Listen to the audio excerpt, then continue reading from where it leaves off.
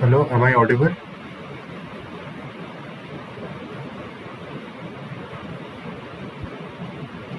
Yes, sir, you are audible.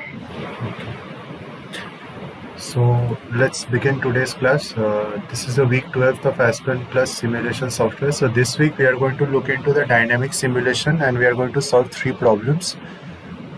So let's start with the first problem. So this is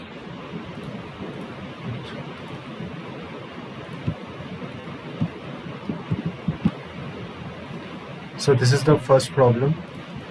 So first we are going to look into the dynamic simulation of a CSTR. So ethyl acetate is produced in an esterification reaction between acetic acid and ethyl alcohol. So and the reaction is given where the acetic acid reacts with ethyl alcohol. It is a reversible reaction to ethyl acetate and water. A feed mixture consisting of 52.5 mole percent of acetic acid and 45 mole percent of ethyl alcohol and 2.5 mole percent of water enters the RCSTR model with a flow rate of 400 kilomole per hour at 75 degrees Celsius and 1.1 atm. The reactor is given in the figure 5.1 and it operates at 70 degrees Celsius and 1 atm. And both the reactions are first order with respect to each of the reactants. Hence, it is a second order reaction. The forward reaction rate constant and activation energy values are given.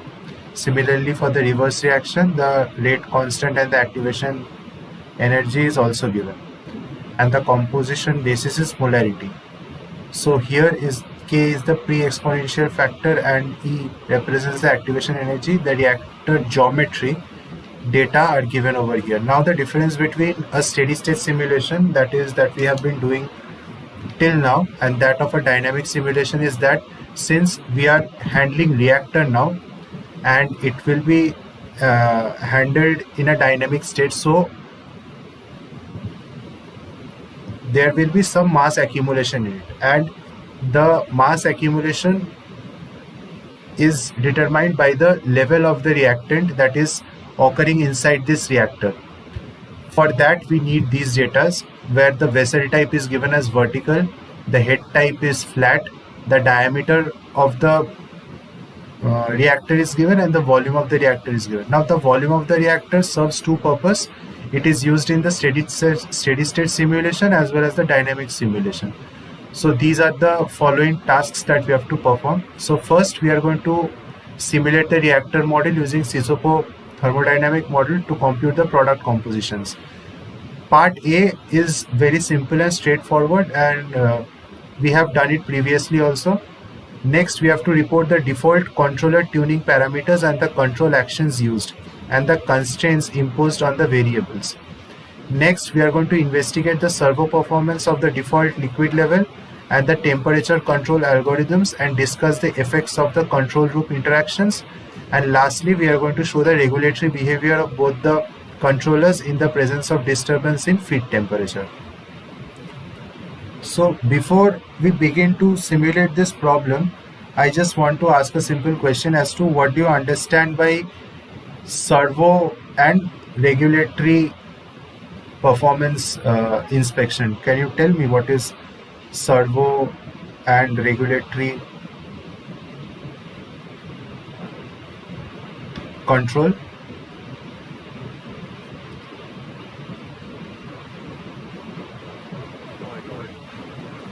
Okay. So are you from chemical engineering background or? Yes, chemical engineering background. So actually servo mechanisms and regulatory control mechanisms, these are two are usually taught in the process control course. So over here what happens in servo mechanism, we give a change in the set point. I hope you know what set point is and all these things. Yes, exactly.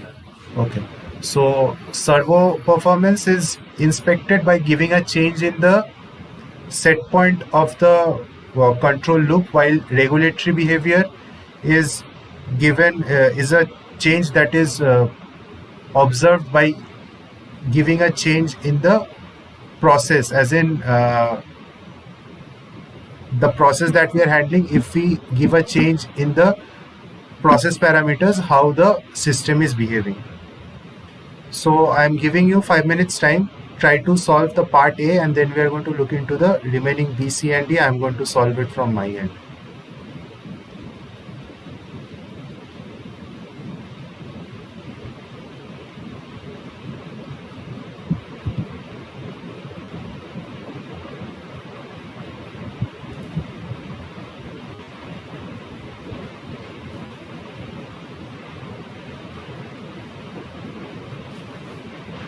Sir, Yes. sir, Yes. Hello. sir, for me, Aspen Dynamics is not opening, sir. It's showing license error. It is showing license error. Yes, Okay. sir. So, so I'll be solving. When I'll be solving, just have a close look and ask any doubts that you have during the simulation. Okay. Okay, sir. But you can solve the part A, right? You do that much. Yes, sir. Yes, sir. Okay. The problem statement is not visible, no? Yes. Yes. I'm showing it. Give me 1 second.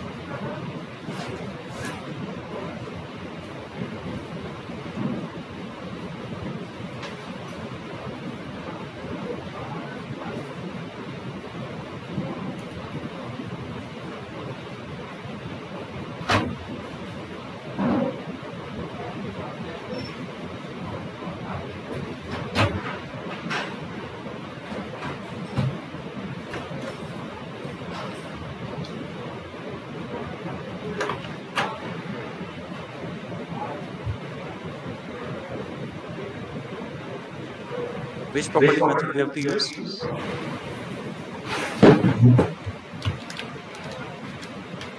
Yes. Hello. Which property method we have to use? You have to use SISOPO, thermodynamic model. Okay. Okay.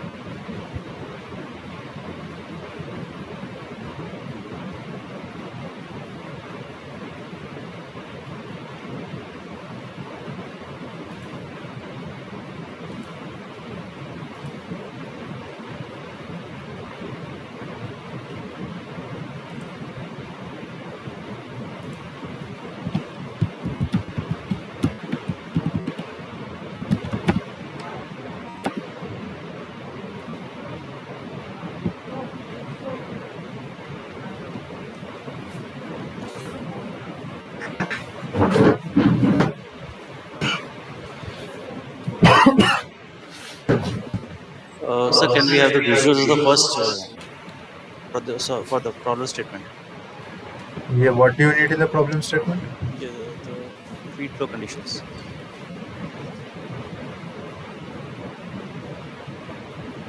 The feed is coming at 400 kilomole per hour and at 75 degrees Celsius and 1.1 atm, and the composition is 52.5 mole percent of acetic acid, 45 mole percent of ethyl alcohol, and 2.5 mole percent of water.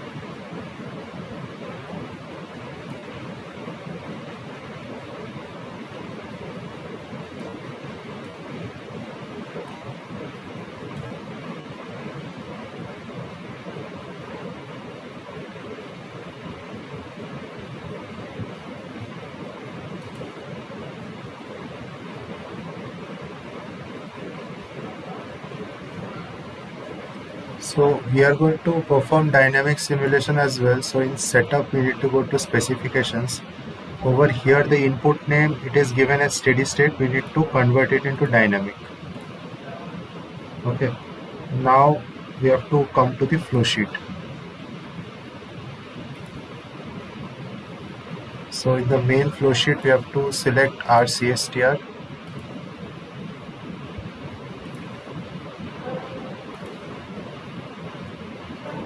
This is the feed. This is the product.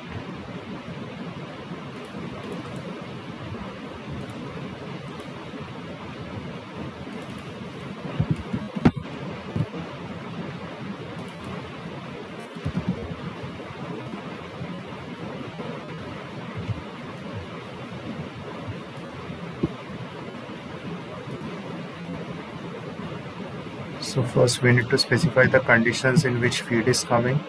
So feed is coming at a flow rate of 400 kmol per hour, 75 degrees Celsius and 1.1 atm.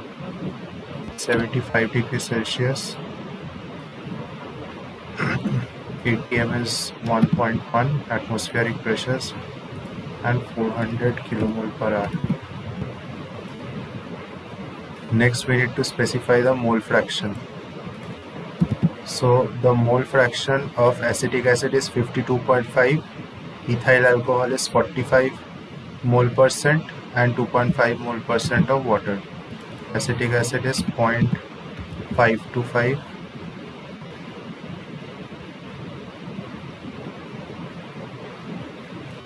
ethanol is ethyl alcohol is 45 mole percent.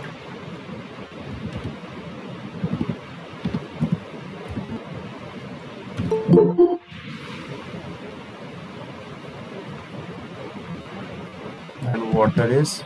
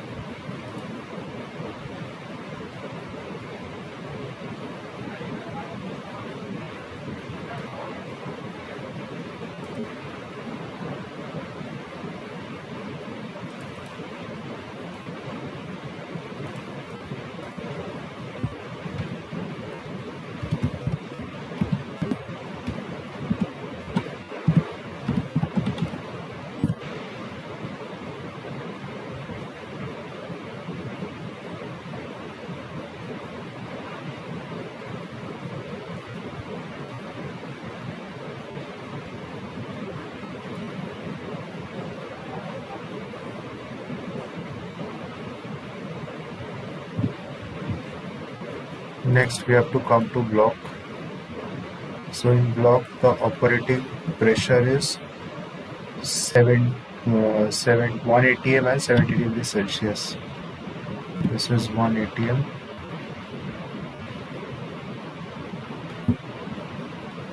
and temperature is 70 degrees Celsius. The valid phases is liquid only.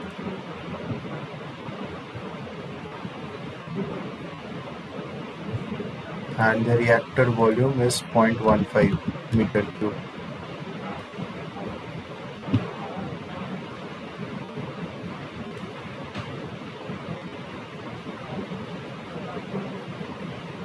Next we have to specify reactions.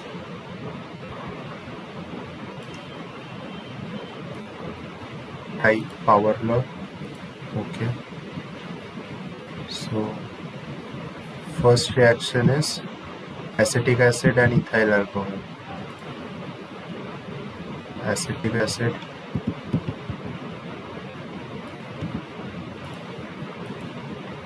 ethyl alcohol. It gives the product ethyl acetate and water.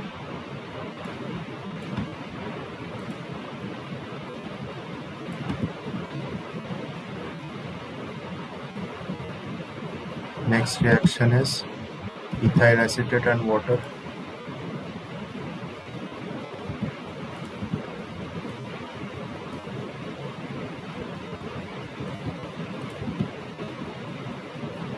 Will give acetic acid and ethyl alcohol.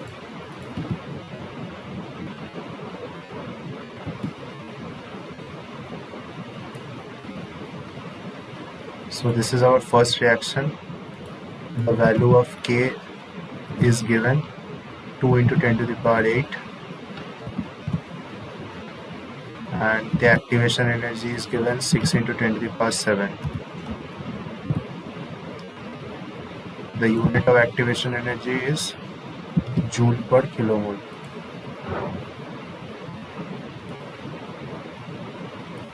Now next reaction, 5 into 10 to the power 7, and activation energy is 6 into 10 to the power 7. This is also in joule per kilomole. Now we have defined the reaction. We are selecting this reaction.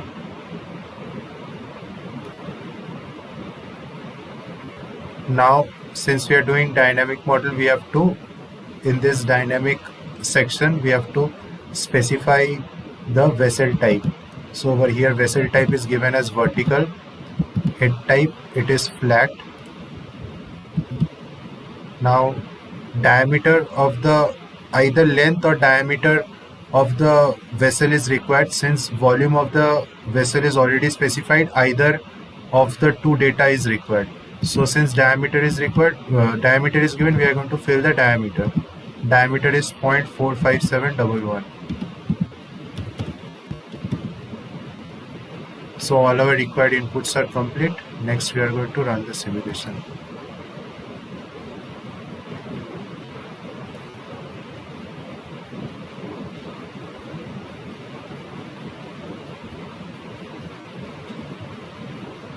So in stream results, the first part is we have to simulate and compute the product composition.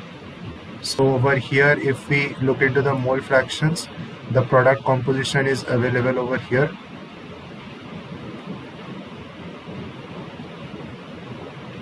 Acetic acid, the mole fraction of acetic acid reduced from 0.525 to 0.21. From here you can actually calculate the conversion of the reaction. Similarly for ethanol, ethyl acetate has been produced from 0 to 0.3. So with all this data you can calculate the conversion, selectivity and all other calculations associated with the reaction engineering. Now what we have to do is we have to do the dynamics of it. So here this is the main flow sheet. We have one feed and one product.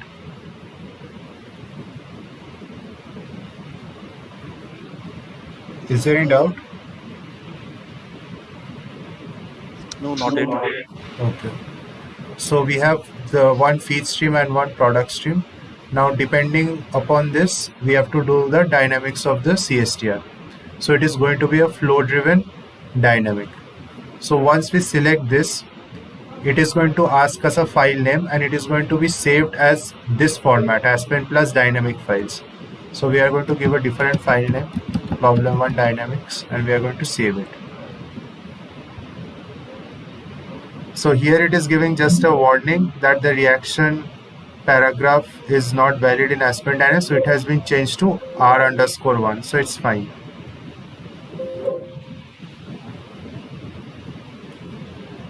So now we are looking into the Aspen dynamic version of the CSTR. So here you can see that two controllers are pre-installed. Like usually if we are handling a known process, like for only one CSTR, so there are two major control variables. One is the temperature of the reactor or the temperature at which the reaction is happening, and second is the accumulation of the reactant inside the reactor.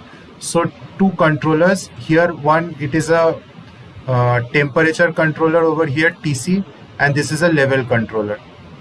So let us see if we can. So these controller comes automatically. Yes, if you are using uh, CSTR, it will come automatically. So here you can see that a level controller is added with, and the uh, input of the controller is coming from the reactor and its output is here in the product. So depending upon our set point what we give, the controller is going to set the product flow rate over here in order to maintain the required level inside the reactor. And over here you can see a temperature controller which is given as the inside this CSTR, how we are going to regulate the temperature of the reactant. Let us rename this as, okay. First let us rename this as a level controller, as LC level controller, and this is temperature controller.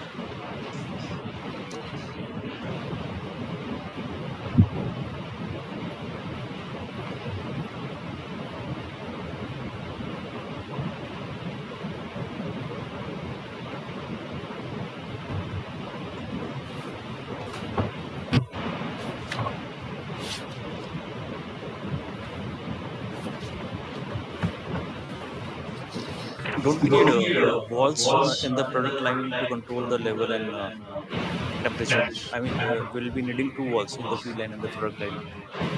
You can add valves, but for that again in valves also you need controllers, right, to check the pressure drop, how much it is happening. This is a simple simulation where you can add valves. For that you need more insight into the process dynamics then, because in valves also there will be few pressure drops that is happening. For that you need to know the valve characteristics and everything.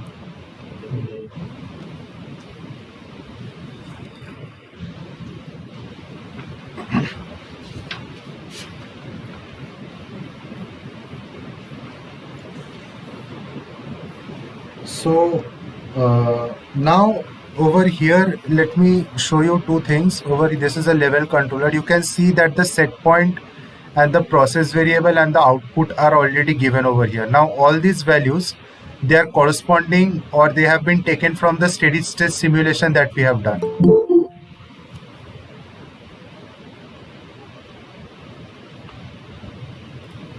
So this is for the LC is for the level controller and TC is for the temperature controller. Okay.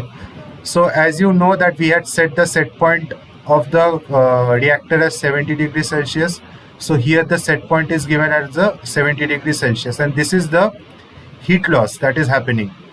Output is the heat loss and this is the heat loss, and all of these values are taken from the steady state simulation.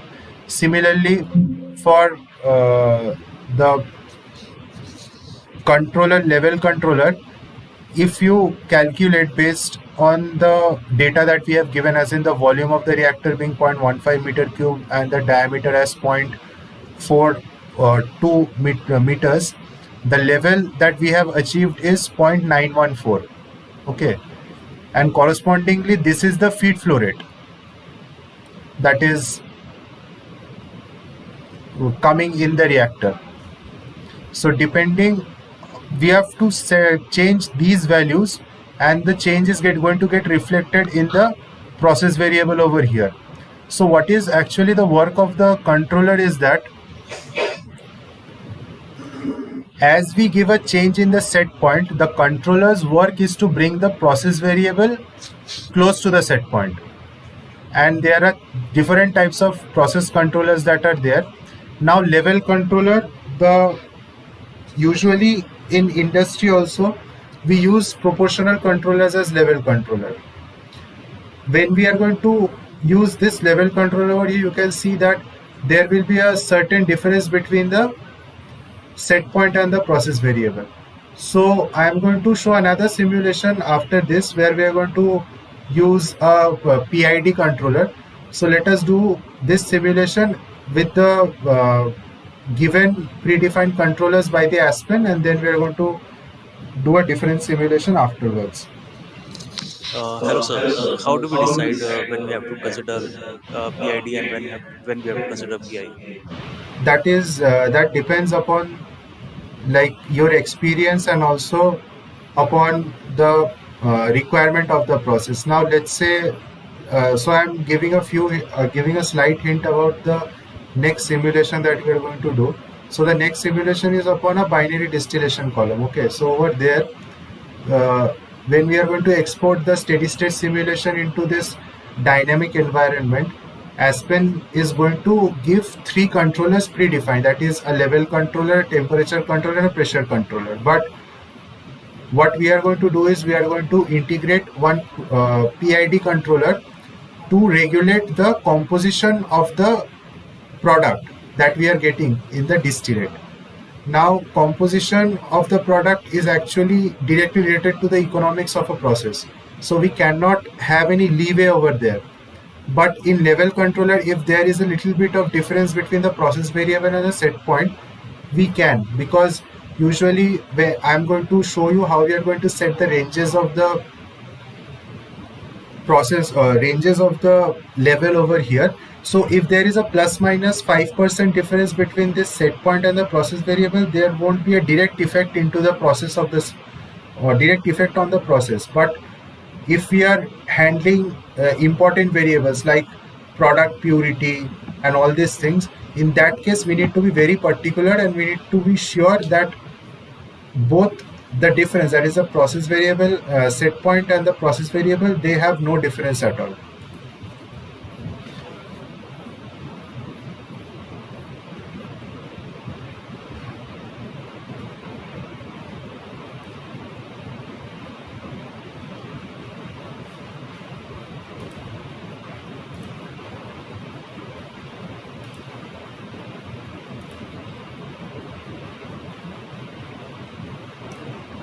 So this is a sheet where you can give the gain, integral time. So this is a PI controller that we are using.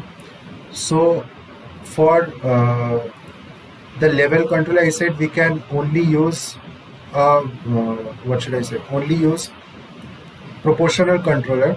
So for a proportional controller, we can give the gain as 2. Like these are all standard practices that are usually done in the industry. You can give, like if you are using a proportional controller, you can the for a level control operation, the gain can be within 0.5. So we are here giving 2, and the integral time, since we want to use it as a proportional controller only, we can give a high integral time value to negate this integral action of this controller. So let me give a high value for this, let's say 10 to the power 5.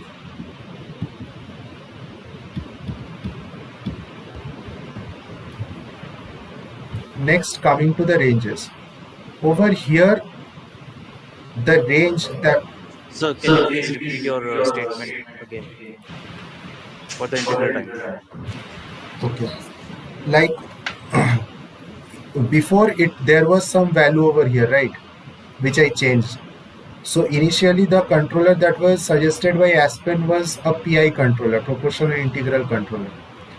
Now level controllers are usually just proportional controllers.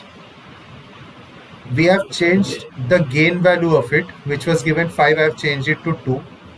Now in order to convert a proportional integral controller into a proportional controller, we need to negate this integral time, because the derivative time is already 0. So it is not a PID, it was PI initially. So there was a small value for integral time which is given. Alright. So what I did was I have given a very high value for integral time. Now for that you need to have the basics. Like for example, I don't know if I can draw over here or not. Let me just. So integral time is increased so that the integral action happens quite late and it becomes ultimately a proportional controller. Yes, yes. Is this a pen? Okay. So integral time is usually represented as 1 by tau I. Okay. Now this tau I value, if I increase it high, If I give a high value of it, then this integral action is like gets neglected. So that is what we have done. Understood. Okay.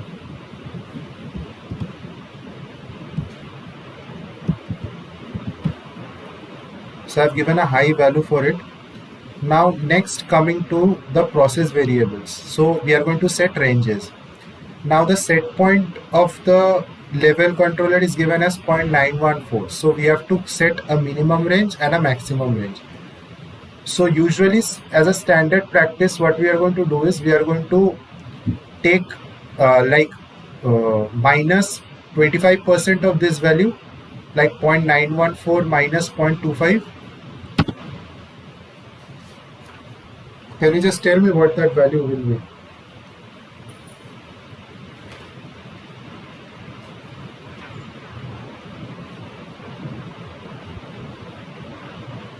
Point 6855. So this is 0.6855, and similarly the maximum range also we are going to add 25% of it, that is 0.914 into 1.25. 1.1425. 1.1425. Okay. Similarly for the output, that is the product flow rate, we are going to do the same for this value, that is 21083.6176. Like do the same for this and just tell me the values once. Can you just tell me the number, figure? It is 21083.6176.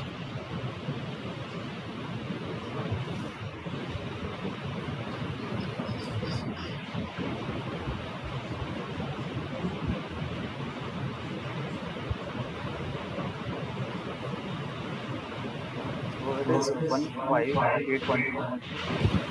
15812.7.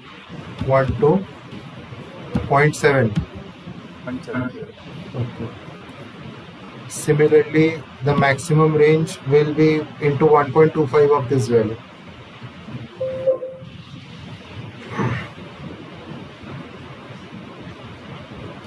I think it is 26. 353.5.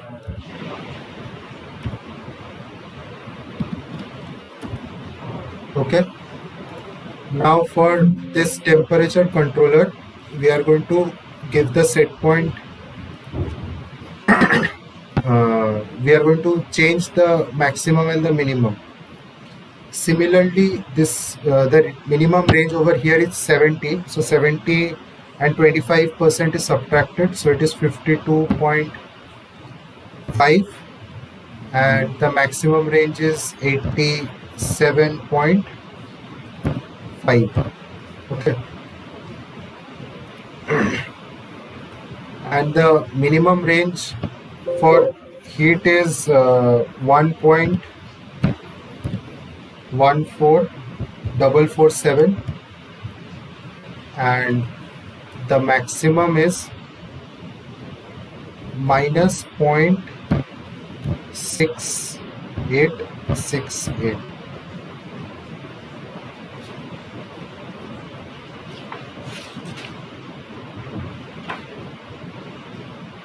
Now the minus sign is due to the negative value is of the heat duty, reveals that cooling operation has to be taken place.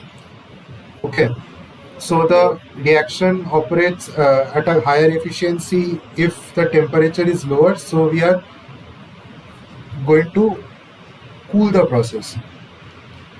Now this is being done.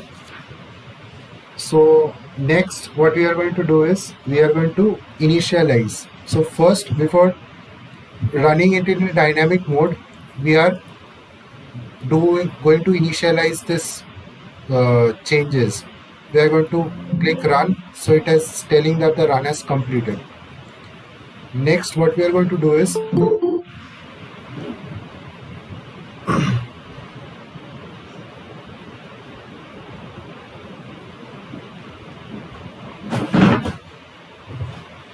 so next what we are going to do is we are going to run this simulation.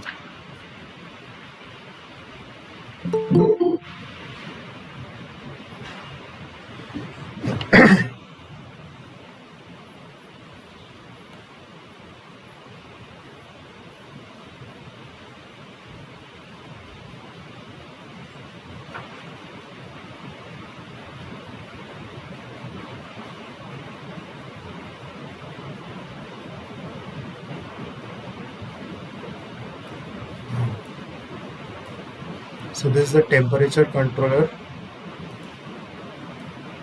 Let us look at the results plot over here. And this is the level controller.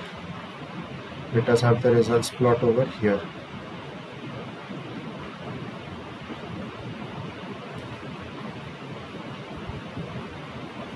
Now, and also one more thing, in the temperature controller the action is going to be reverse, but in this case it is going to have a direct action. I think this is quite justifiable because if the temperature is increasing we need to cool it, so that is why reverse action is chosen over here. But in this case it has to be direct, like if the level is increasing then the product flow rate will also need to increase and stuff like that.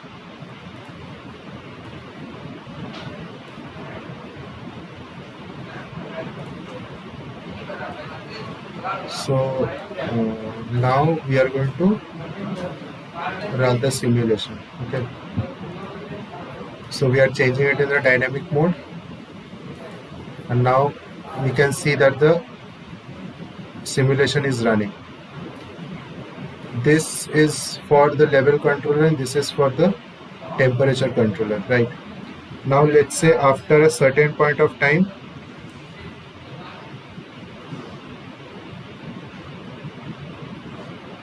we are going to change this level into 1.1 meter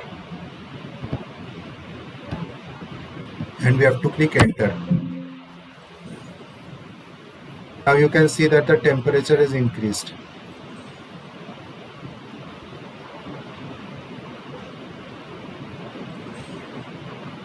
Now again after some time, if we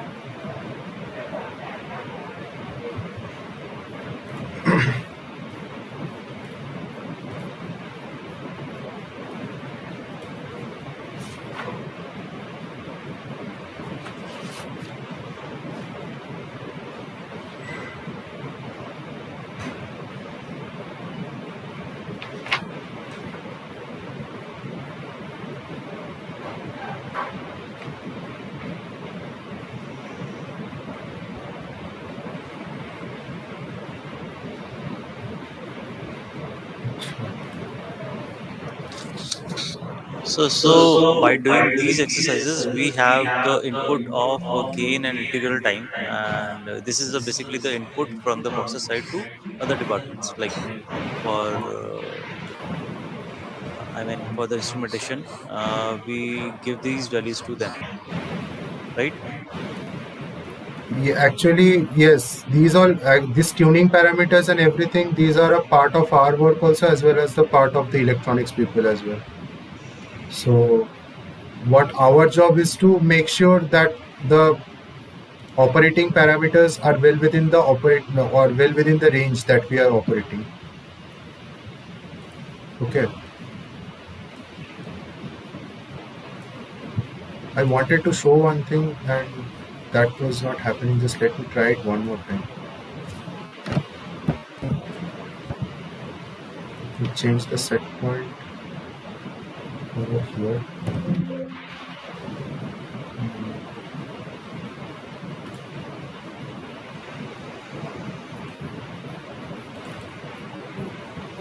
This is 0.91.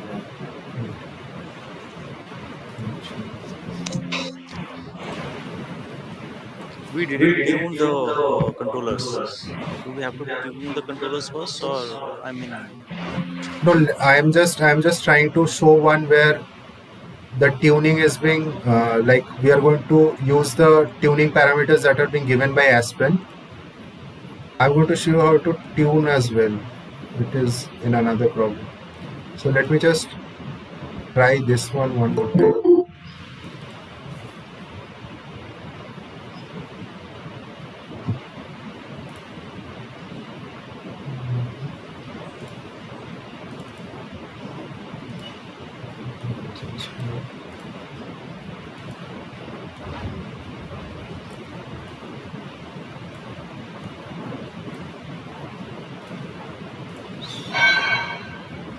So level control over here.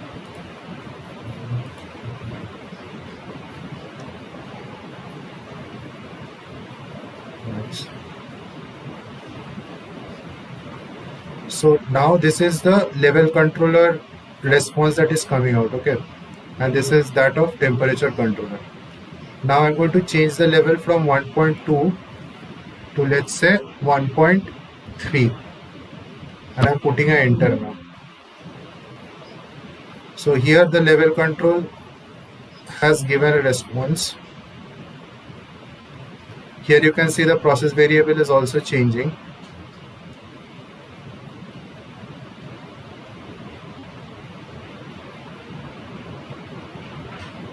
Now let's say if I want to change this from, and this is going to go on as long as this value over here, this process variable over here, does not reach the set point value. Okay. there's one thing I would like to ask. We Yeah. have set the ranges in the range of plus minus 25%, and we are giving here the input of the set point as 1.3, which is actually higher than the plus minus 25% range. Really? Okay, okay. Then there, that is why it's not happening. Range कितना था हम लोगों का? Plus minus 25%, and the starting point was just let me check it out. For the level controller, it was actually 0.6855 minimum, and maximum is 1.1425. 1.14, right? Yes. अच्छा अच्छा. So basically, what we are doing is we have set the range, and we are actually setting the process parameter higher than the range we have set. Yeah, that was a mistake that I am doing. I forgot the range that we had set. I actually wanted to show you one interaction between these two process variables. So I mean, is it practical that we can actually set the set No, point? no, we shouldn't.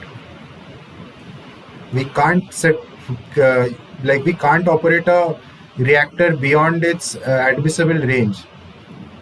If we are setting a range, if we are setting the range of the controller between plus minus 25%, then we have to regulate the process variable within that range only. We cannot set it beyond that. And how one can decide what would be the range, I mean, probable range? It is from here that we are decided. Over here, let just show you once. This was the feed, right? Mm-hmm. Over here, it should be there. This is was the mass flow, right? Kg Mm-hmm. per hour. It is a steady state flow rate. Mm-hmm. Right. So using these steady state values, we set the range for a dynamic simulation. That's fine. But how do we have decided that it can be in the range of plus minus 25%? It could be plus minus 30 as well as it could be plus minus 40% as well, or plus minus 10% as well. And that again comes with experience. If you have that much of leeway to uh, operate these parameters within that range, then you can keep a higher percentage. Else, you have to keep it much more binding. It depends on how much you can play with the process parameters. Or during the detail engineering time, we can see that how by how much increasing in the ranges for the mass flow. Say suppose for 30% increase, there might be a velocity increase, or the higher the pressure drop will be higher. So that could be a limitation factor. Yes, it can. Now, let's say if you are setting a higher percentage for this level controller, right? Hmm. Now, if this product flow rate, if it increases, what will happen to this accumulation term inside this reactor? It is going to affect the production. The level will come down, and If the accumulation is coming down, then it will affect the temperature as well. right, there might be issue with the product quality, and there are chances that the heat input is not in I mean not be corresponding to the level of reactor. Yes.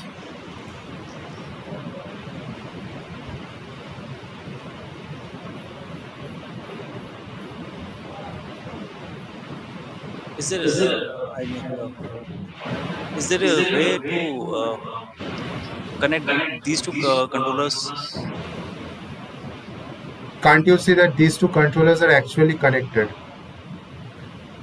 My initial this is the level controller, okay? Mm-hmm. I had set it as 1.1. Mm-hmm. Now I am changing the output as 0.91. Okay. Mm-hmm. You can see that this process variable it is decreasing Mm-hmm. 1.1419. Mm-hmm. There will be a certain difference between these two values because it is a simple proportional controller. Right, right. Okay.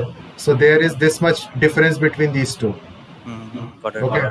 Now for the temperature controller, Mm-hmm. this is a PI controller. It is much more rigid. So you can see that there is hardly any difference between these two. Now, if you see this graph over here, due to the change in the set point, The you set can is. the change in the set point that I had given in the level controller, Mm-hmm. there is a change in this process output as well in the temperature controller over here. Huh. But Now, now let me show you one thing. Let's say I am increasing this value to 1.1. Okay. mm, Now, can you see this has changed over here? Similarly, a change has been reflected in the temperature controller as well. mm, So this is how, like these two controllers, the accumulation affects the temperature of the reaction. This is being proved through this simulation. Like these two controllers, like they are interacting in with one another. got it. But we are missing one point. We haven't tuned the controllers.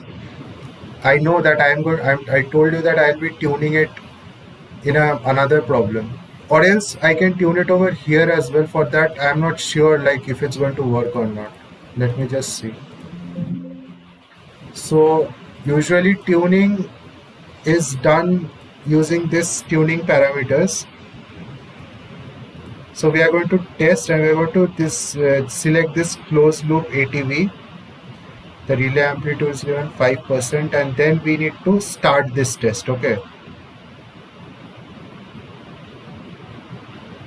The closed loop ATV is what do we mean by? closed loop ATB. Actually, for tuning parameters, we need to have a closed loop system. Can't we tune the controllers? I mean, separately. The open loop mean. I am tuning the level controller first. Now, when I'm finishing the test, because test results are available, ensure that the simulation is running. Acha, sorry.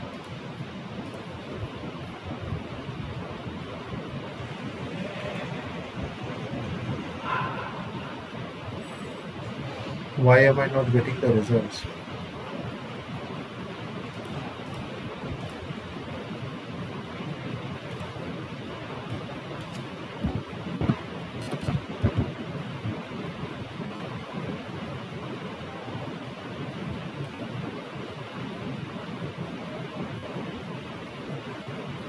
What was the issue?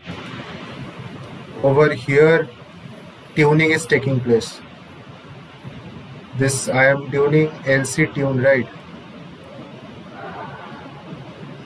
And I think after if I select finish test, the tuning parameters I will get. Let me see. So first we have to get the parameters come at a constant figures. Yes, yes. I have one problem for this tuning. I'm going to show you in that I'm not being able to do it in this one. Okay. So I hope you have understood this problem, like how these two controllers are interacting with each other. Hmm. Let us look into the next problem, and finally we are going to see how to tune the parameters.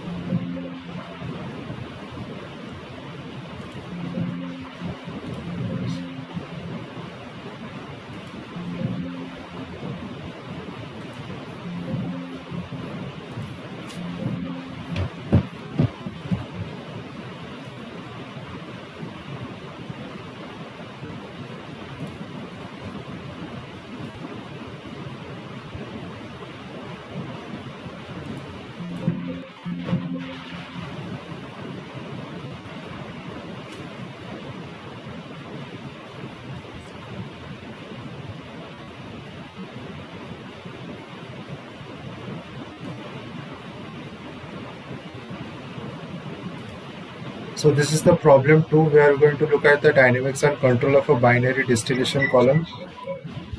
So a partially vaporized binary mixture of benzene and toluene enters a Radfrac distillation model. The column has a total of 25 theoretical stages, and it operates at a pressure in the reflux drum of 18 psi and reboiler of 21 psi.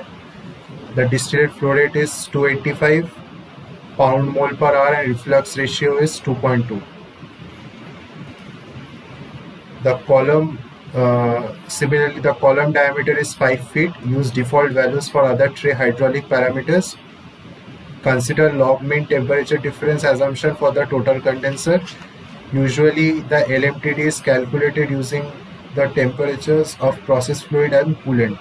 In the simulation, we have to assume unifac based property method, and we need to simulate the column model to obtain the product's mole fractions, and keeping the default level and pressure control algorithms unaltered. We have to inspect the servo as well as the regulatory performance of a proportional integral controller that is required to insert to control the benzene composition in the distillate by manipulating the reflux flow rate. Start this one.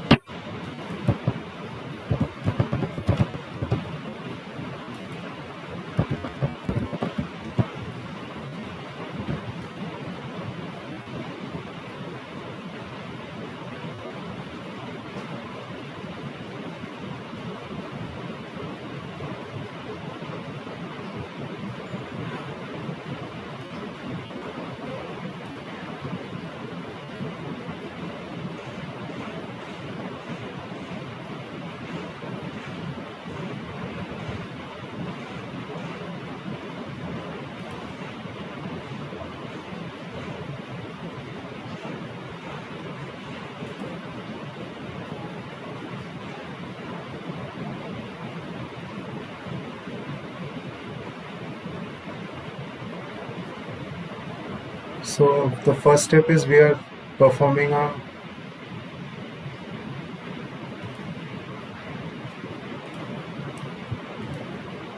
the steady state simulation.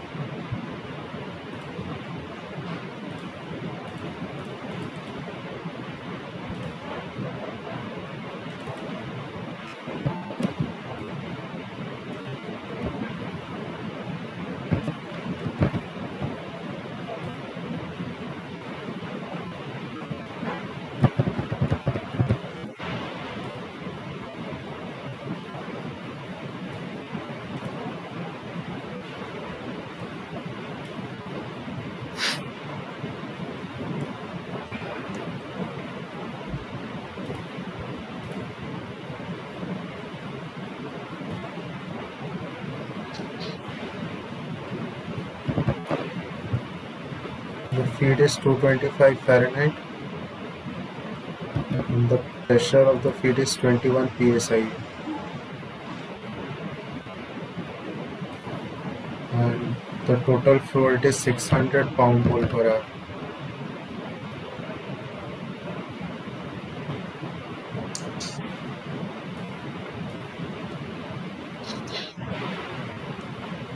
And the mole fraction is 45 of benzene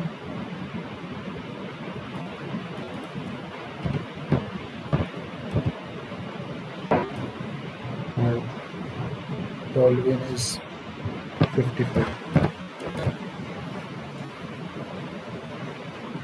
Next come to blocks.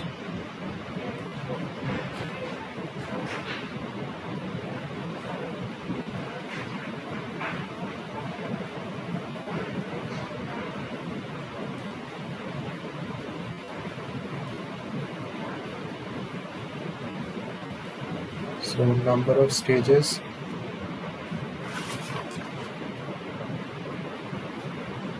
25.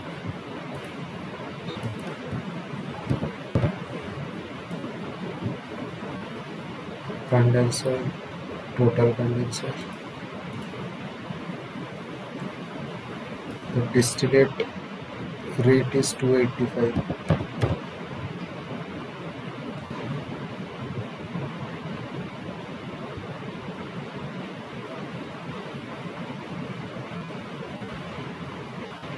And reflux ratio is 2.2.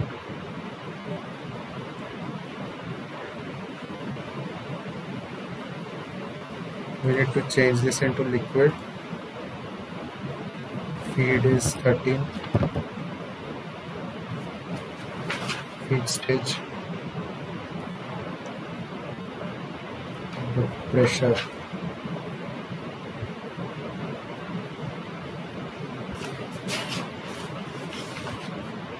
The condenser pressure is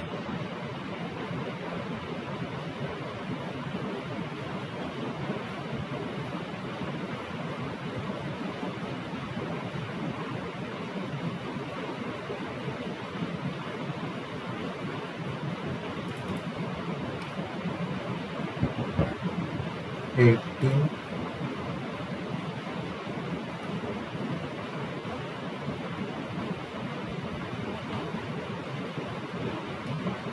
psi.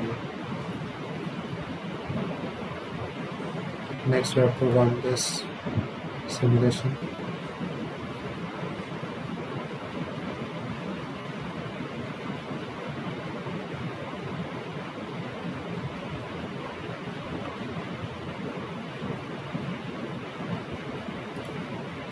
Now in specification we needed dynamic as well. So here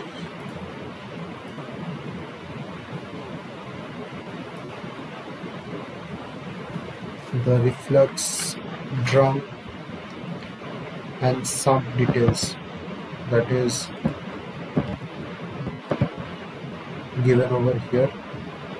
The reflux drum and the sump as in the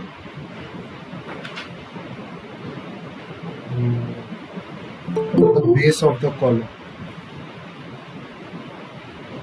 Sump is referring to the base of the column, and all the details for the reflux drum and the sump are given over here. So I'm just filling that up. So in the reflux drum, the vessel type is horizontal.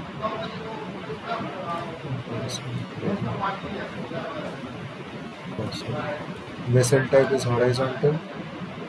Head type is elliptical.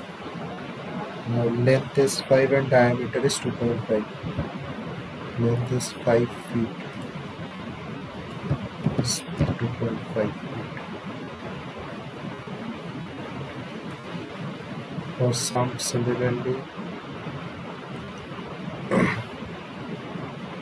the head type is elliptical. Height is 5 feet.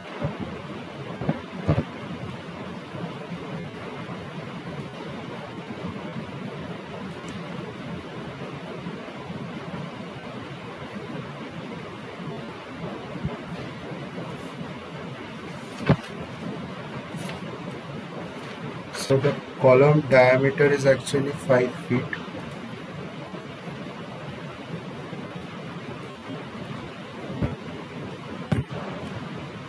So depending upon this value, these are all the values that have been auto-filled by Aspen.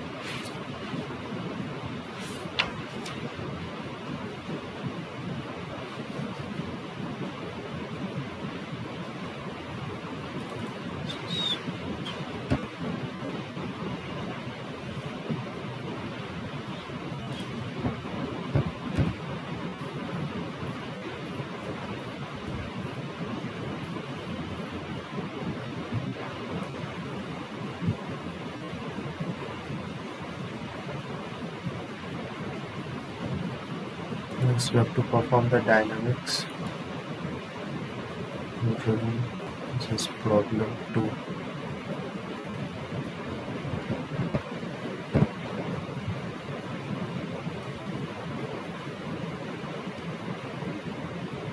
Pressure drop.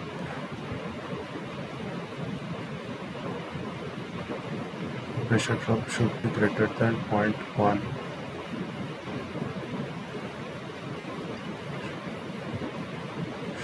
Set of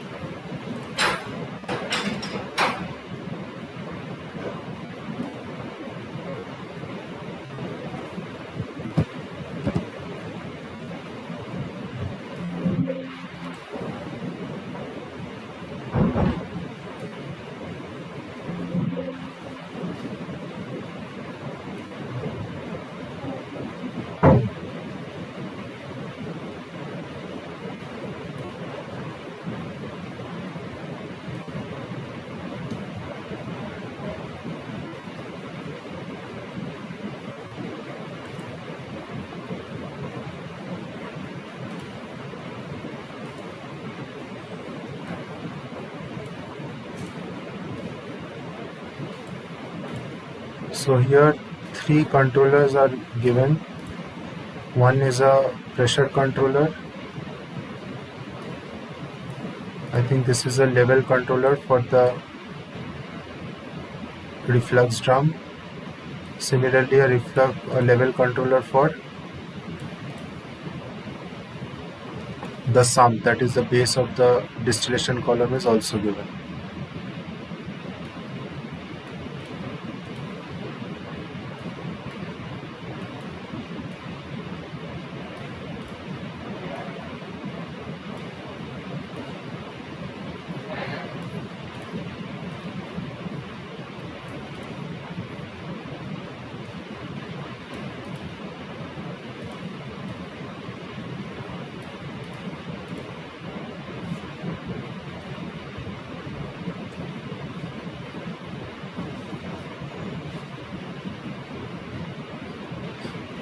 So three controllers is the controller for that is LC1, that is the one over here. Let me rename it as LC1.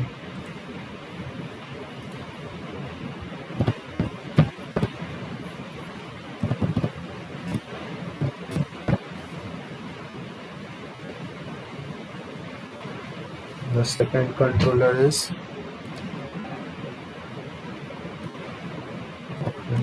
LC2.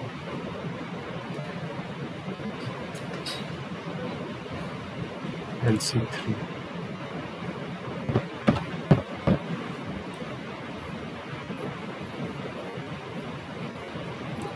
So LC1 is a P only, that is a proportional controller, and the controlled variable is the liquid level in the reflux drum, and the manipulated variable that we are going to have is the distillate flow rate, and the control action is direct.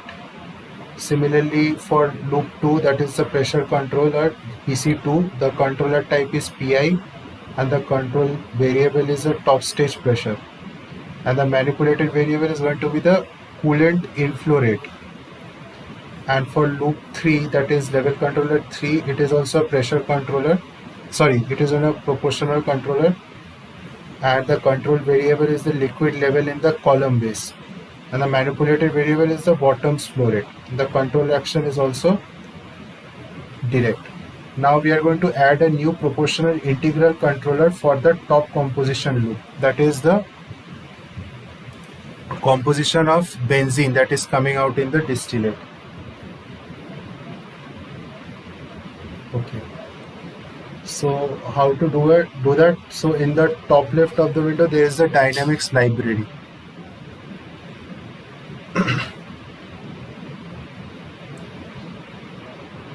Here libraries, then in dynamics library over here,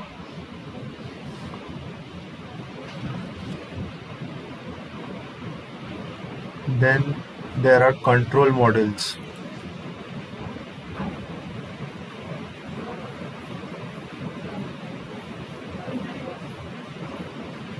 And here we have this PID controller. We are going to just drag it and let's say place it over here.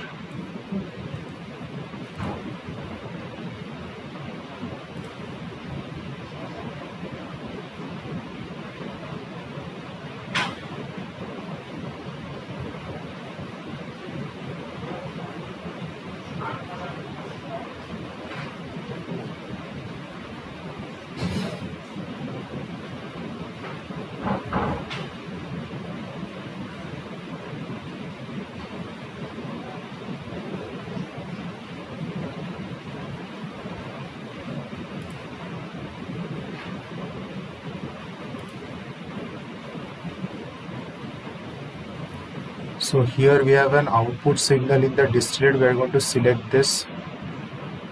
Over here we have to select the mole fraction of benzene. We are going to select it as OK. So here now we have got an arrow which is coming out from this distillate.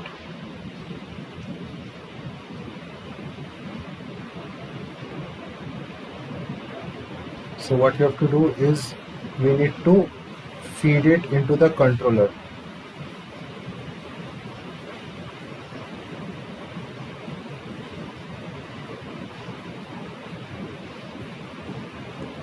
As the input signal,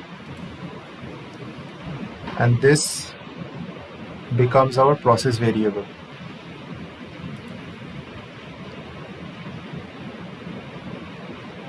Similarly, we need to have an output signal over here. So this becomes our controller output.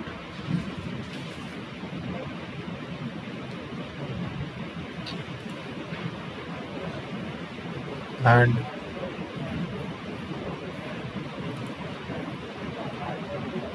what are we going to control? We are going to control the reflux flow rate, that is the total mass flow that is going in.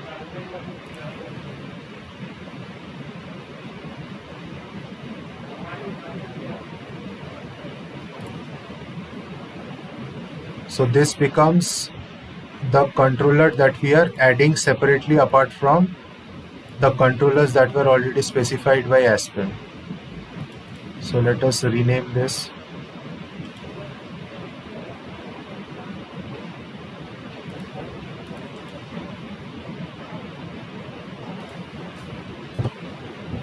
This is a composition controller.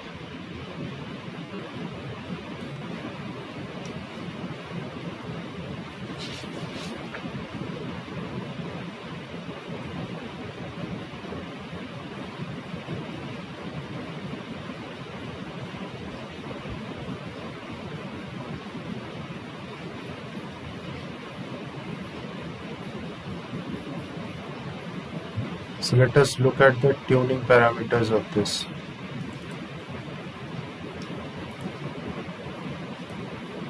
First of all, this action, it cannot be direct, it has to be reverse.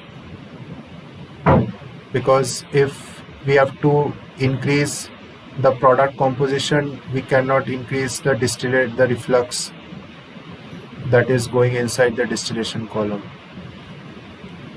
First change is that. Second is ranges. Since we are using mole fraction as a range, we cannot have a value that is more than 1 over here and range maximum.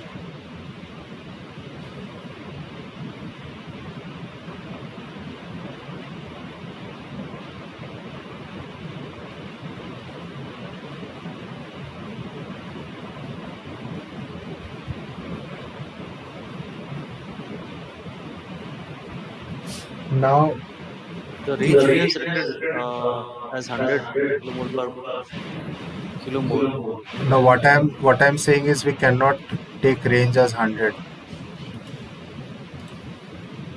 Do we have to see the It static? is no, actually this is common sense. Like how can the mole fraction of a component can be more than 1?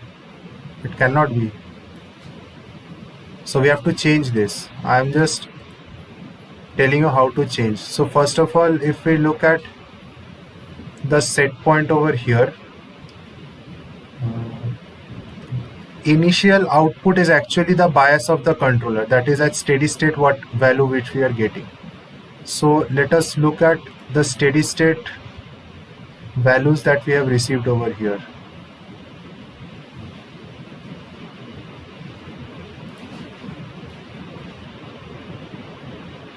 So we are looking at mole fractions.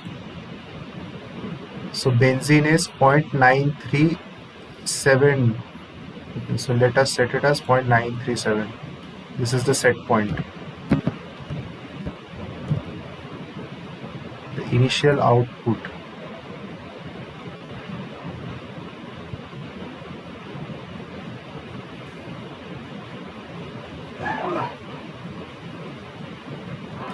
Specification results.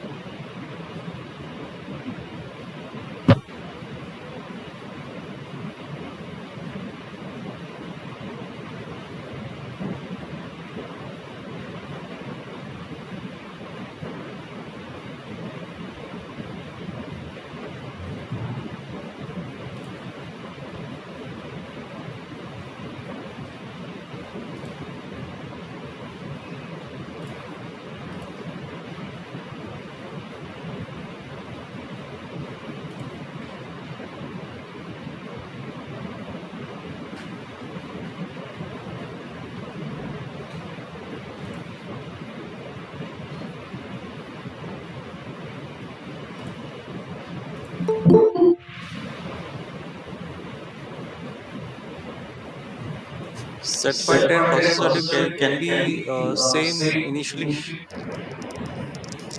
Sorry, Set point and process value can be same initially in set set set point and process. process value. Acha, it is asking kilomole. Previous, previously it will be same because we are not adding any. There are. This is a steady state value that I am giving, right? So there won't be any changes. Steady state, when it is in steady state, it is going to be the same only, this set point and this process value, once we start the simulation. Mhm.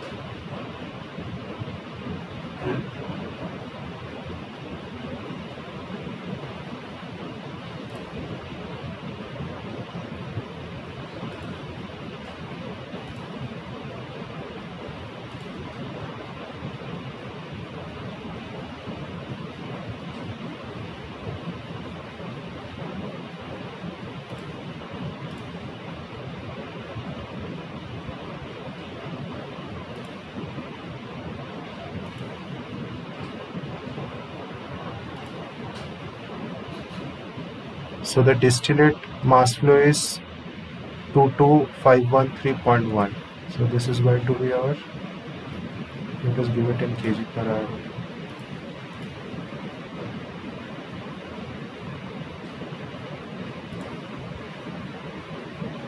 10,211.8.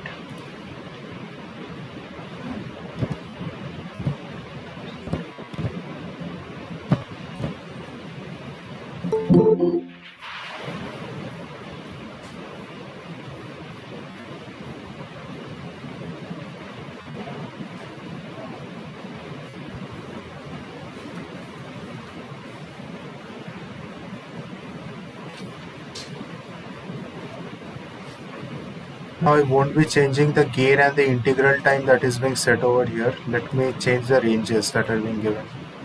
So the minimum range is 0 and a maximum range, let us give it as 1. Similarly, let us give a high value, or uh, just tell me what will be the 1.25 of this value. Can anyone tell me this?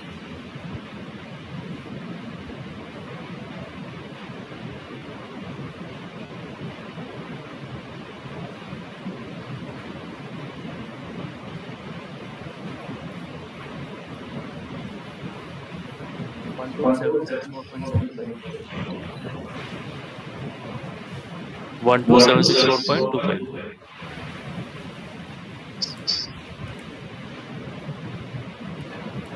1, 2. 764.75. Thank you.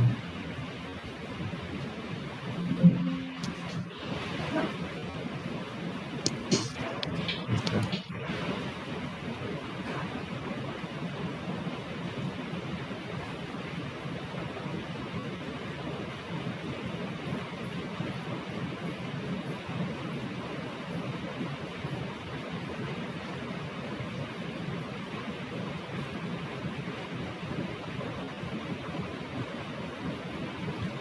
But we can't have a low mole fraction that is going to affect the productivity. Let us keep it as 0.85 and 1, and the range. Just tell me the value of 0.25 into this value. That is 0.25 of 10,211.8. 255.95.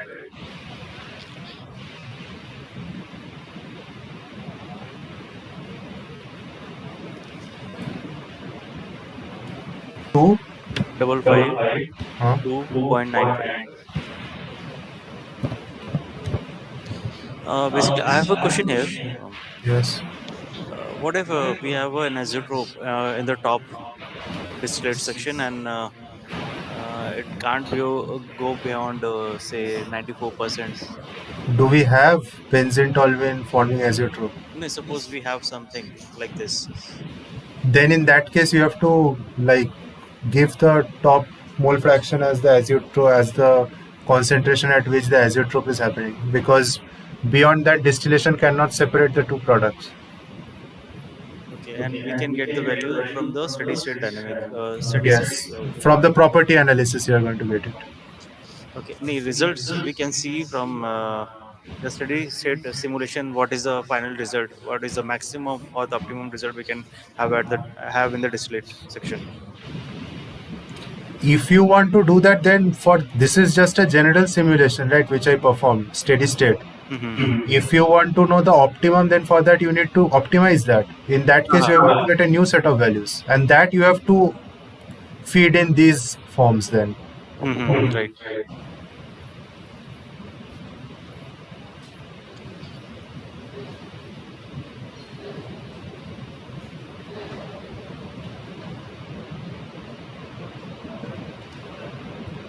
So we have filled the form. Now let's initialize it. So initialization has been done. Now let's see, once we have initialized it, you can see that the set point and the process value, they have all changed. And the operating, like these are all the steady state values that have happened. Now the entire process is at steady state. Now I'm going to select in the dynamic mode. And this is the graph. From here we are going to see what is happening. Okay.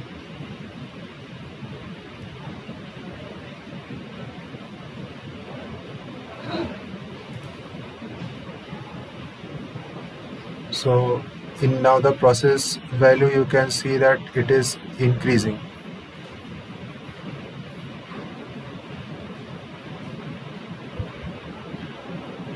This is the output value. This is the value of the distillate flow rate, which is occurring now. Here it is the change that is happening.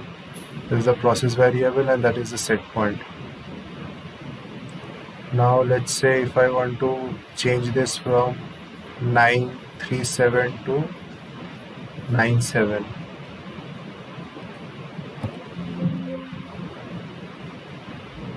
So here this is increasing.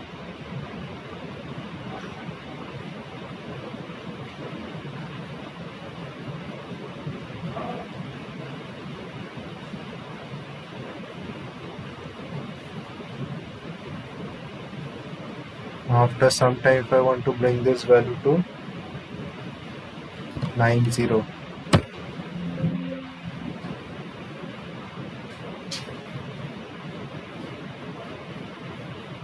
So here I have done actually a step change. So depending upon that, the process variable is changing over here. There is a very little change in the process variable. Not much change can be seen because of the control action that is happening over here.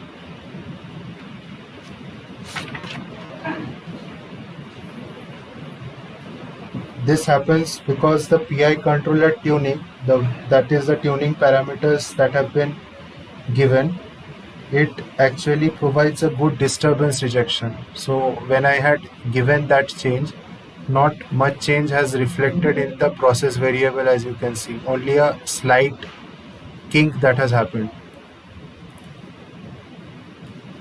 like over here. Let me pause this. Like depending upon this variation over here, that is the set point variation that I have given, there has been a change in the output, that is the distillate flow rate. It was initially at this point, that is 12,700, and it got reduced to 8210. Depending upon this change over here, the process variable, that is the mole fraction, is very slight, over like hardly any changes over there. So the disturbance rejection is good, and this is because the tuning parameters that have been given over here. Okay.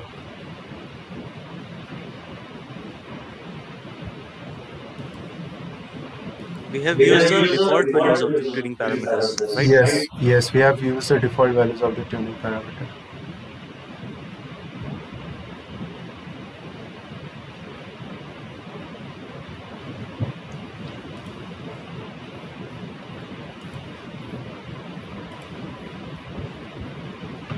Now, this is the last problem. We are going to simulate this control. We are going to pressure. We are going to control the pressure with. We are going to control the outlet pressure, and depending upon the power that is being generated in the compressor. It is a very simple problem, and it has been given over here that PV is the pressure of outlet and OP is the power of the compressor. The action is going to be reverse. Okay, so I would like all of you to try this on your own. I'm going to solve it eventually, but just try it on your own. This is a very like the steady state simulation is very simple. Go into the dynamics part, you need to use a pressure controller. You can use a PI controller, a PID controller, and make the connections properly and see if you can simulate it once.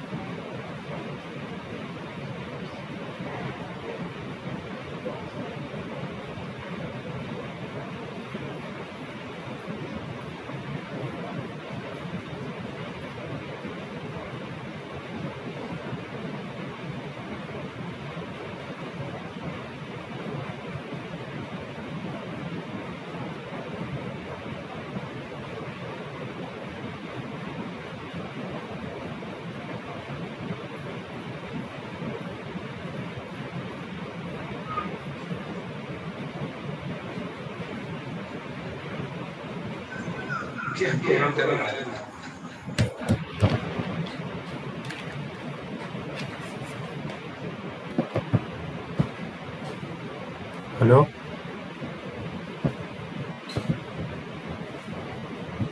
Is there any doubt?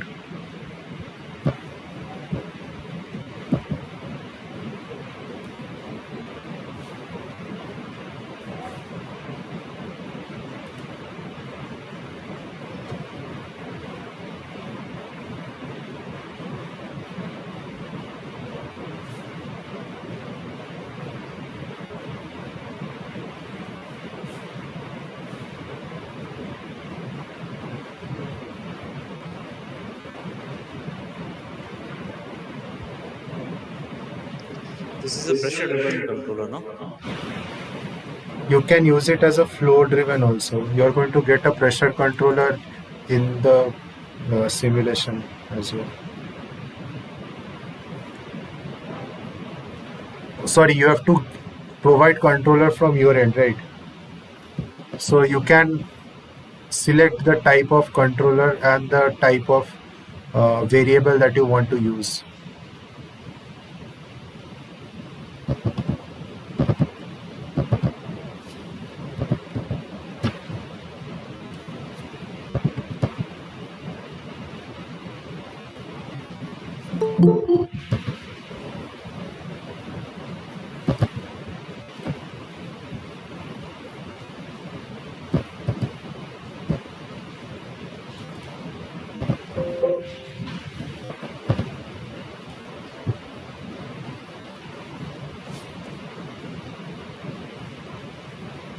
Methods, let us use Peng Robinson.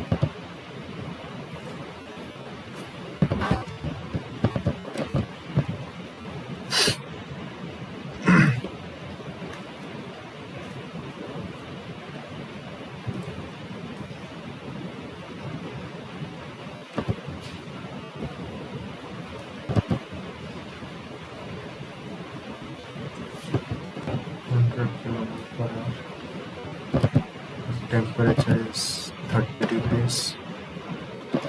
The inlet pressure is 60 bar.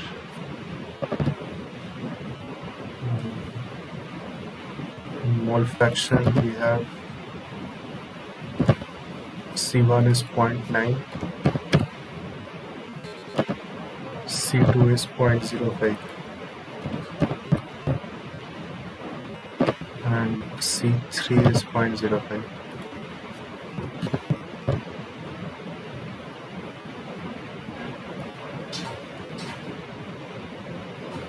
We have discharge pressure, and discharge pressure is 80 bar. And the type of compressor, let us use as isentropic.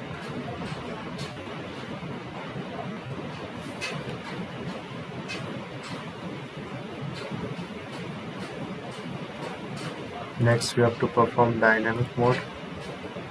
Let us run it. Flow driven. Yes.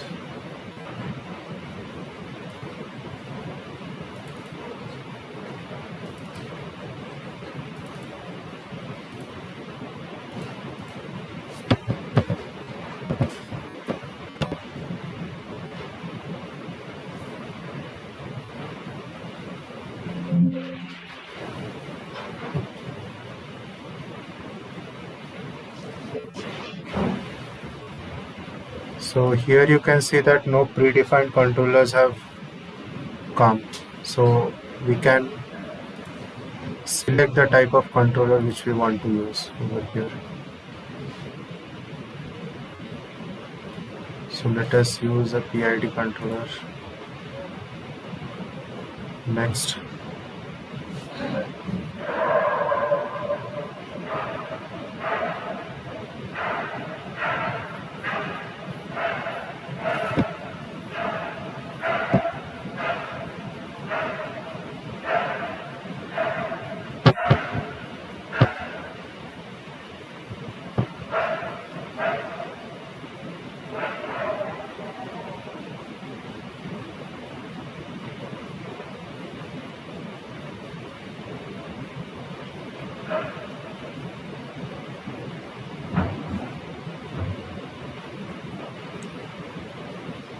So what we have to do is we need to change this stream into control signal.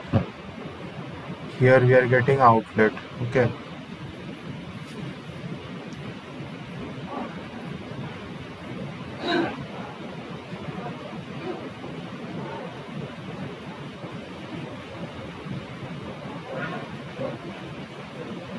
So in this outlet stream, we are going to get stream outlet pressure,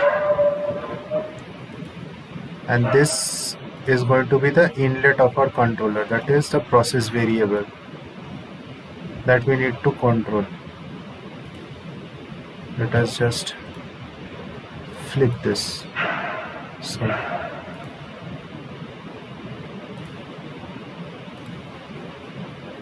now again we are going to select a control signal, and we are going to select the input signal. So what is going to be the input signal? So what the compressor, the work done by the compressor is actually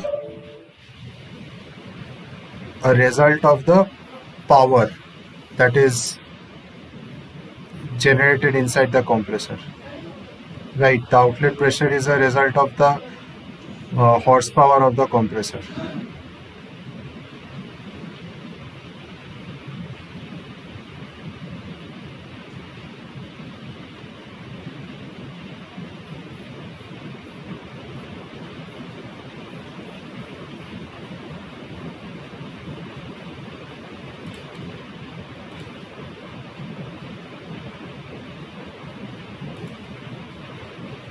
And the process variable is the pressure, so this becomes our controller output. So it is okay. So now our control loop is complete.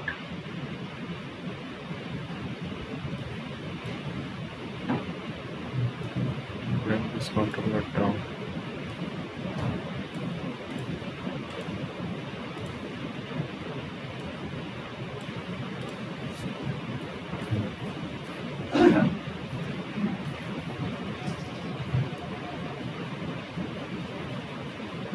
Now let us initialize this setup. The run is complete.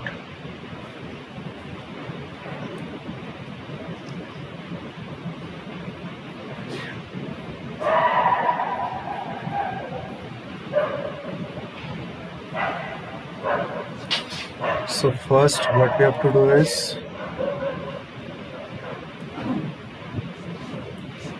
we need to set it as reverse.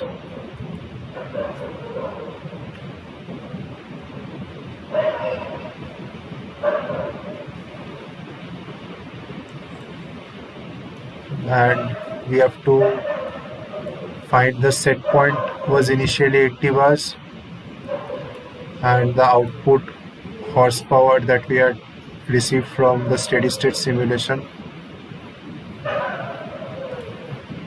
from the stream results, from results, that is the brake horsepower is 24.7513 kilowatt. 25.71. Alternatively, we can also fill the fill the figures by initializing value tab by pressing the initialize value tabs. Did you do it? Yes, I have done it, and it has taken the set point and an initial value as 80 and 25.75 respectively. Yes, yes. So yes, So now let us set the maximum and the minimum. This tuning parameters won't change from there.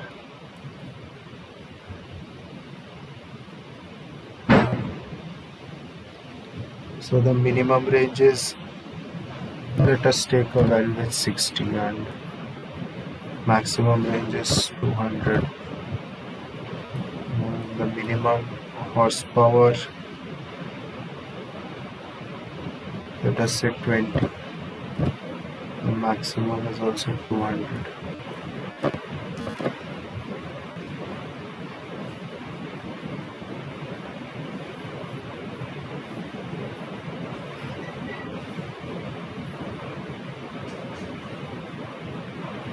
Now let us initialize it once again. So this has changed. This is the output.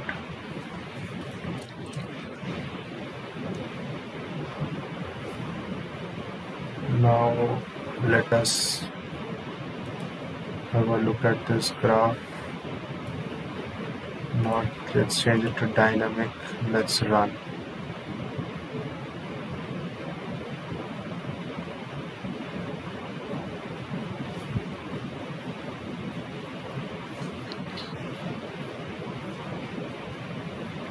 So now you can see that there is a difference between the process variable and its changing. Now if I wish to change this set point, what are the ranges that we have? 6 and 200. Now let me change it to 150 bar.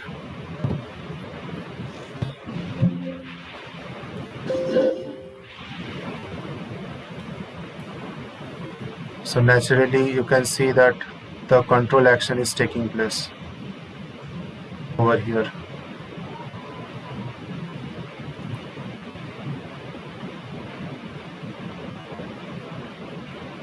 And this value is increasing. This is the work, this is the horsepower work, that is the output, and this is slowly increasing to 150.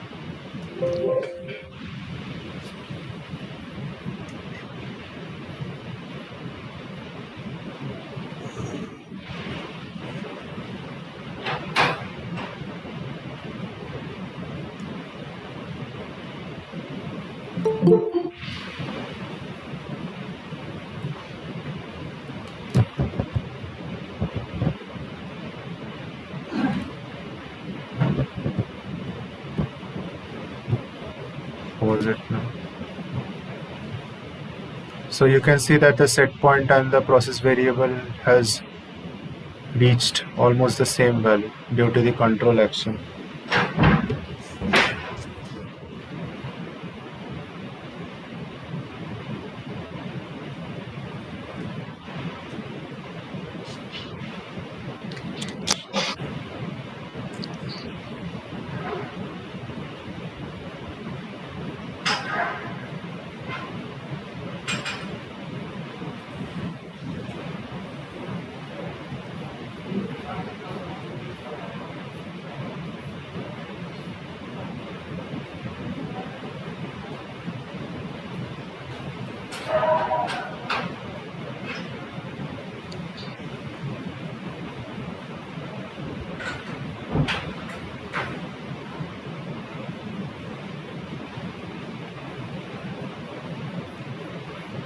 Next, let us run this process for a while and see if we can tune this.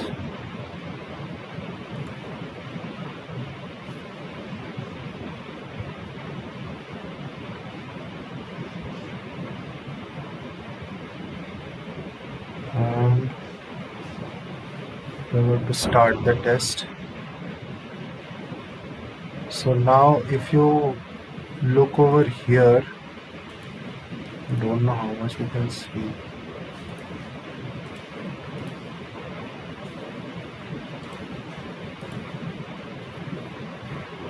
Tuning is taking place.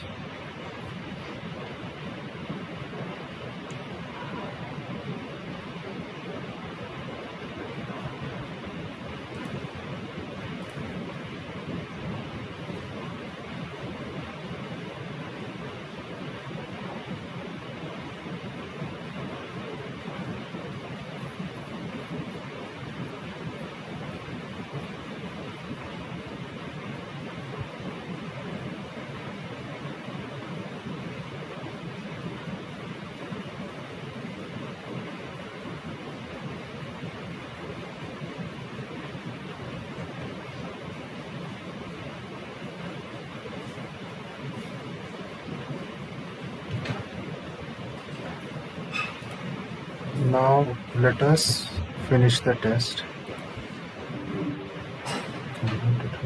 From the test results, check the control master. Correct action.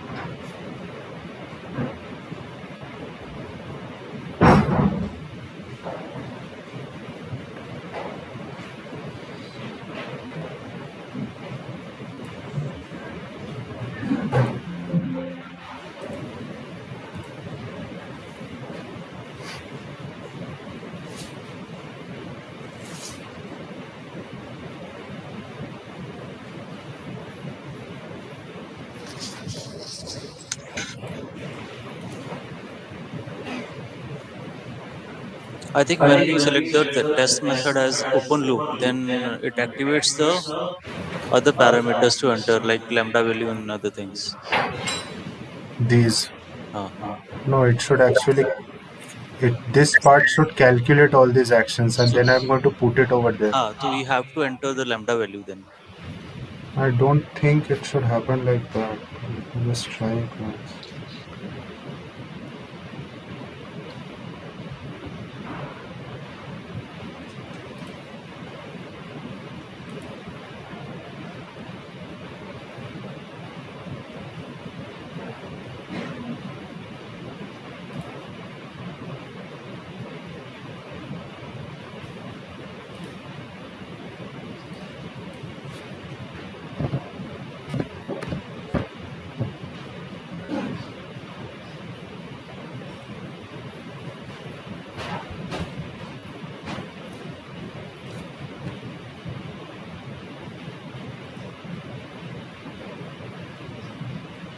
So here you can see actually tuning is taking place if you look at the change in these values.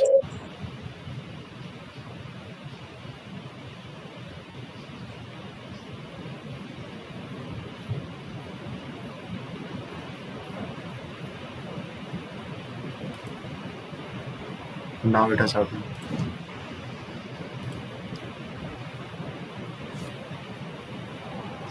Can you show us again how does it happen? Hmm.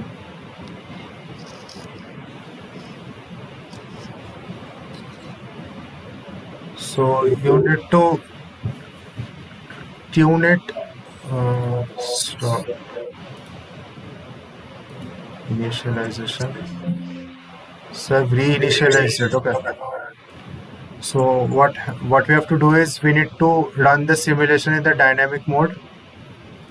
We need to select the closed loop ATV and we need to start the test. In the run option over here, the communication, that is the time gap between each change, it has to be minimized to 0.005 hours. It was initially zero point 0.1. Okay. And then we need to click OK. So there was this tuning happening. You can see that there was this change. Like the set point value was being changed, the process value and the output value was also being changed.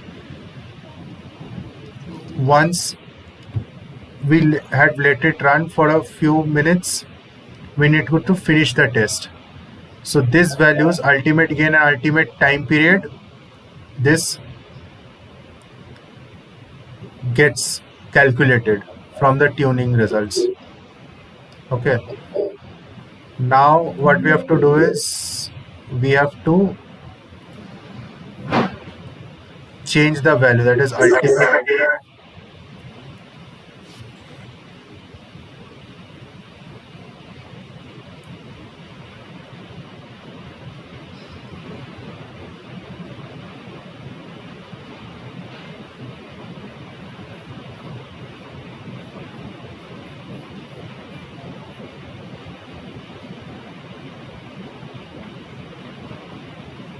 So now that being done, we have to go to tuning parameters and we need to select calculate.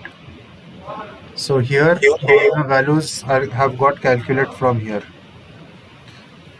Now how is it happening? In the test, we are getting the ultimate gain and the ultimate time period. Over here, the tuning rule is Ziegler-Nicolson. Using these two values, that is Kc and tau naught, we are calculating these values, that is gain, integral time and derivative time. So here we are going to fill these values now.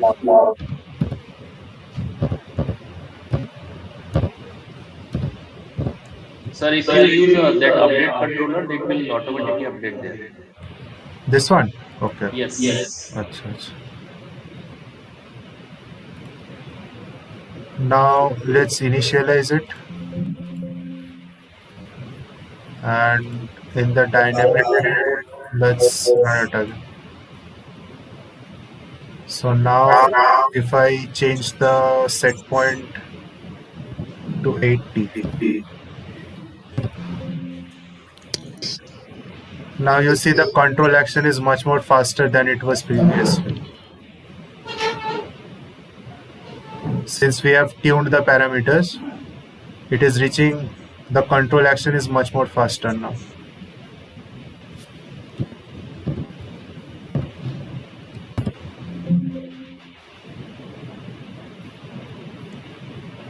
And there is hardly any difference between the set point and the processor.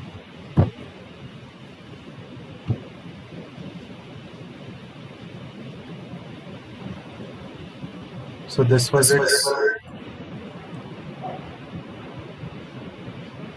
There was another module that was being taught in this week, that is week 12, and that was process economics. And I tried to find some example problems for the process economics in Aspen Plus, but I could not find any better ones that have been already taught by sir in the video lectures.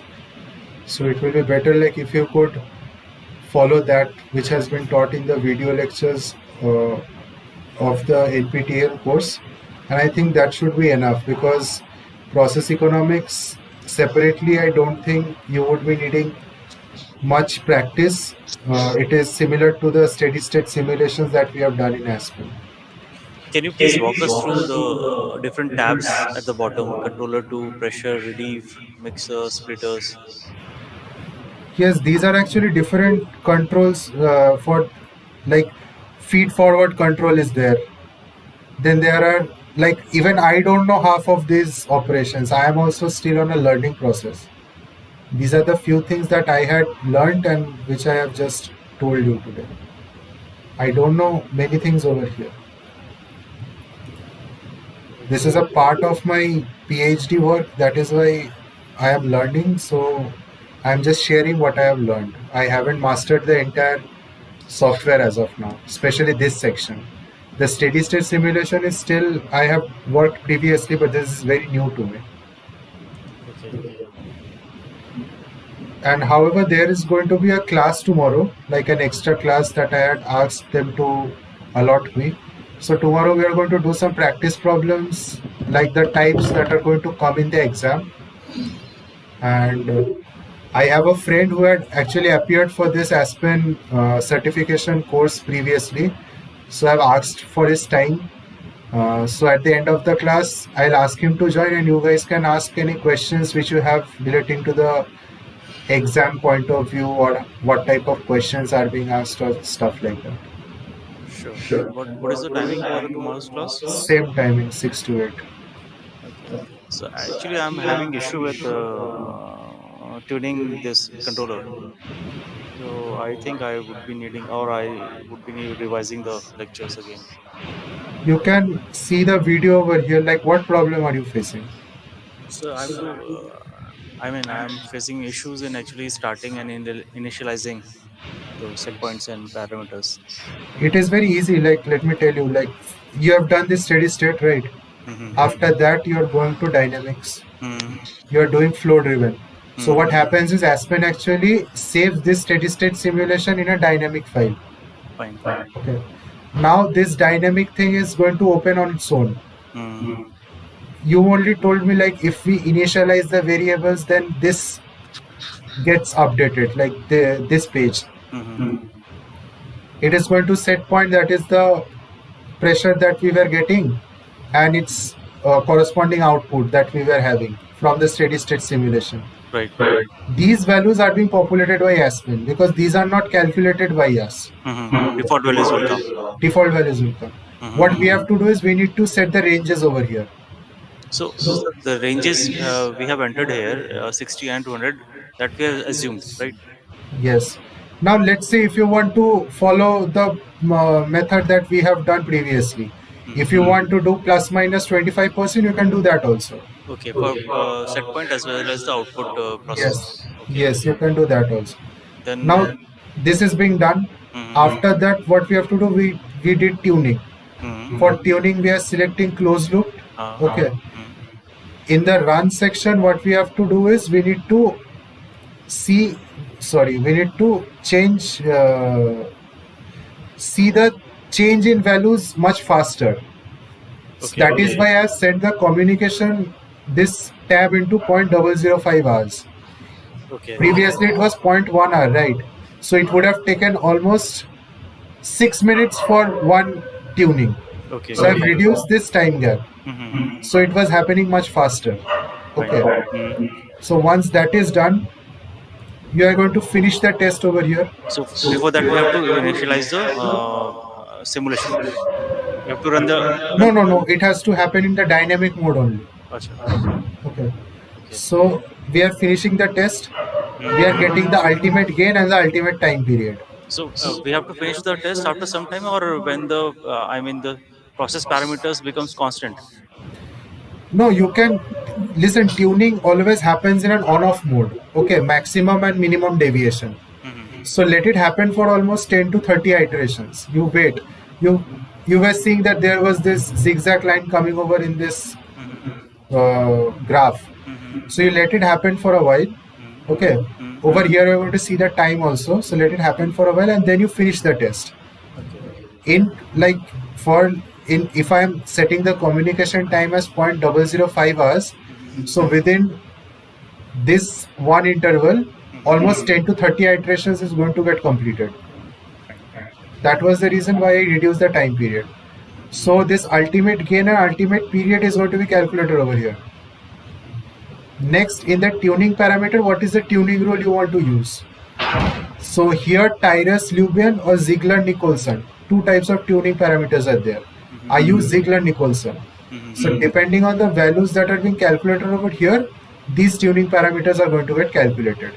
Gain, integral time and derivative time. Fine. Then update controller, these values are going to get updated. The benefit that we are getting is that after these values are getting updated and when we are running the simulation, Mm-hmm. the control action is getting much more faster. Previously, it used to take some time to reach this set point. Mm-hmm. Once we are updating it, is reaching much more faster. Within a split second, it is coming down the process variable. Okay. So ultimately, we are actually optimizing the control parameters. And In what is a the way, okay? And what is the difference between the closed loop and open loop tuning method? actually, open loop is what happens in open loop is actually this connection is not there. Acha. This connection is not there. Okay, the control action that is happening, we avoid that control action. Hmm. So in open loop is usually used for finding this value. We since we are having a steady state simulation, we are getting this value. Mm-hmm. Now let's say if we did not have a steady state simulation, what we do is we regulate the output of the sorry, we regulate the process variable and the output. Set point is not there since it's an open loop. The function of set point gets negated. So there is one process variable and there is one output. The process variable is pressure and the output is the horsepower. Okay. So we change the output from this 0, that is 60, to 200, and we see what is the output that we are getting in the power.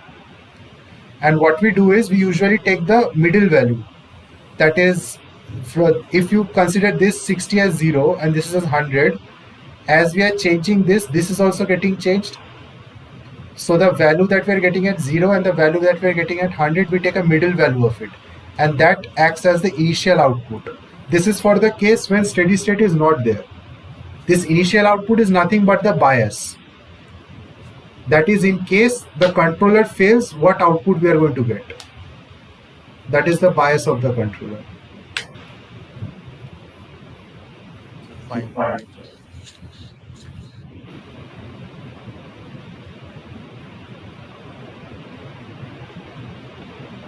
So is there any question?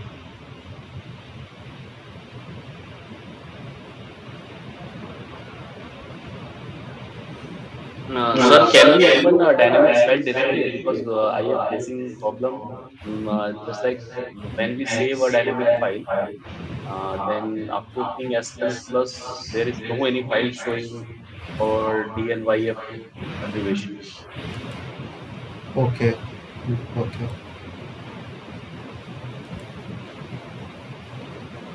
आपने इतना तक कर लिया ना? Yes, yes. After completing a dynamics, we are saving the file, and after that, when again next time I have to do something change in that. So for that, I have to first start original Aspen file .apwz, and then I have to shift, or directly I can jump from there. Let me see.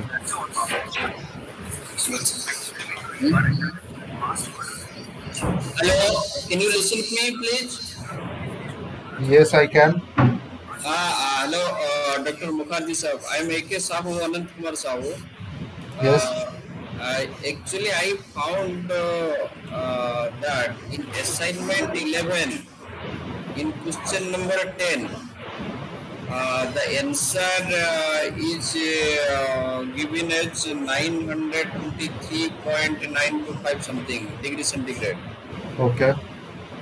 But I tried few times to get the optimized value of this temperature, and I found 927.489 degree Celsius.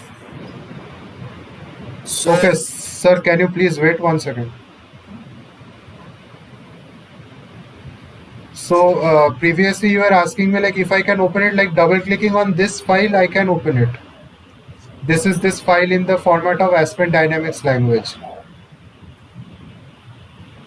Okay, so for that I have just go to the location where I have saved the file, and Yes, direct. yes. Okay, from Aspen, just we are opening a new file in Aspen Plus. It is not possible. No, no, it won't be. Okay. So there is another method. You can click the Aspen Plus file from the start menu, and you will find that there is an Aspen Plus Dynamics version 12.1 is there. Okay, okay. So from initial step, I have to switch to Dynamics, and then I can find. Uh-huh.